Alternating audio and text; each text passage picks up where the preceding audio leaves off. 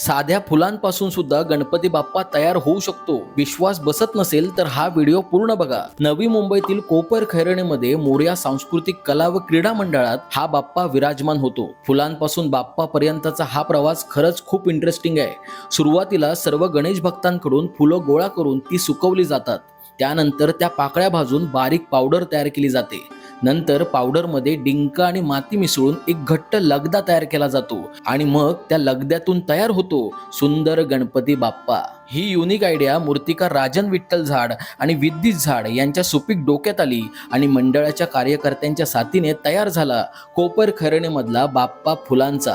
तुम्हाला आश्चर्य वाटेल, पण या मूर्तिकारांनी आत्तापर्यंत 22 फूट उंच फुलांचा बाप्पा तयार केलाय. शाडूची मूर्ती की पीओपीची मूर्ती यामध्ये तुम्ही जर कन्फ्यूज असाल तर हा फुलांचा बाप्पा तुमच्यासाठी बेस्ट ऑप्शन असू शकतो. तसं बघितलं तर देवाला वाहिलेली फुलं दुसऱ्या दिवशी कचरा कुंडीत जातात, पण आता तीच फुलं बाप्पाच्या रूपात पुन्हा सुगंध देतील, पर्यावरणाचं रक्षण करतील. म्हणून ही भन्नाट कल्पना जास्तीत जास्त शेअर करा आणि अशा युनिक गोष्टींसाठी संवाद सेतूला फॉलो सुद्धा करा.